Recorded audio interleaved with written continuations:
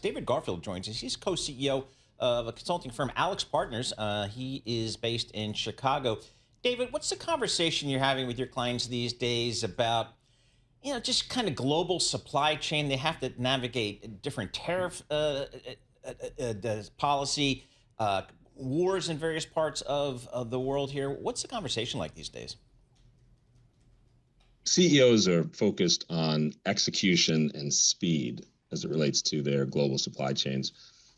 Their companies, they know, can't afford to get stuck in analysis paralysis. They have to make decisions and take actions quickly. And the reason is simple. The business conditions keep changing. As you pointed out, there's geopolitical disruption, economic disruption, technological disruption, workforce disruption. So leading executives are adopting a kind of restructuring mindset, even in top performing companies. When business conditions are nice and stable, you can take your time and re-engineer supply chains. But with today's conditions, a restructuring mindset really helps. And one more thing that CEOs are doing is focusing very heavily on their cash flow, in addition to their traditional P&L and balance sheet metrics, because with all of the disruptions that we're experiencing, there can be sudden and severe strains on cash flow that are very much out of the norm. If we think about, trade disputes, for example, a company can experience a spike in raw materials and a drop in demand simultaneously. Right. So CEOs are focused on visibility and control over their cash.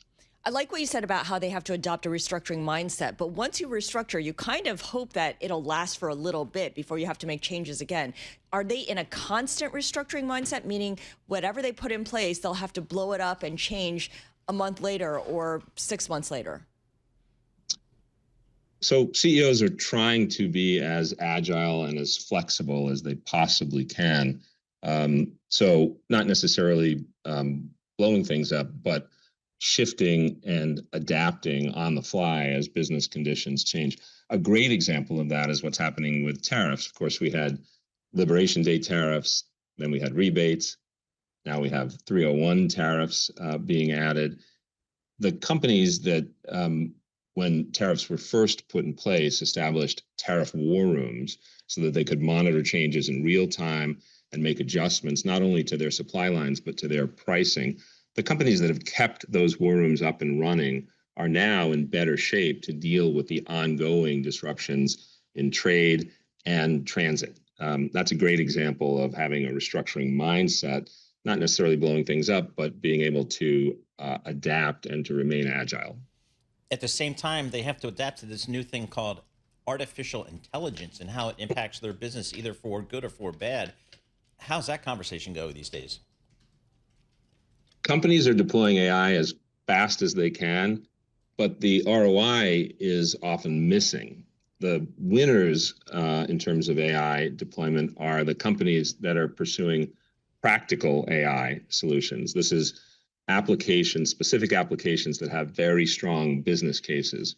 What we see is a lot of companies either struggle with AI because they get stuck in the strategy phase. They build up an inventory of use cases, but don't pull the trigger and execute, or they try to do AI everywhere all at once. And that, of course, is very slow and can be very costly. So the winners in the space are focused as well as fast. And if you want, a great example, we worked with a telecom company to help them deploy agentic AI to optimize their field operations. So these are the people in the trucks who go out and install and maintain the cell towers.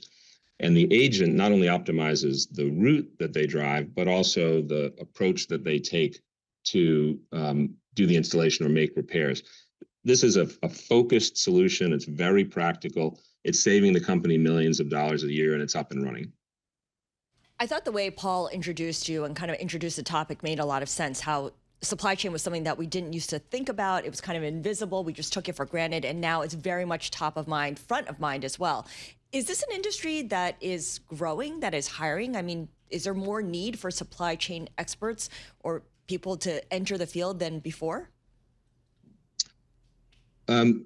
Supply chain has always been kind of a quiet area, but a hot area, meaning where strong operational and deep analytical skills really pay off because it's the lifelines of the company, their cash flow and the flow of goods.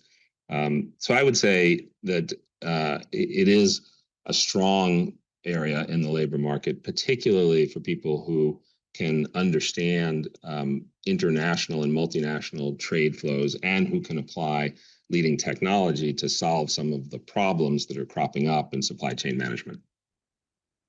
All right, David, thank you so much. Appreciate that. David Garfield, co-CEO of Alex Partners out there in Chicago.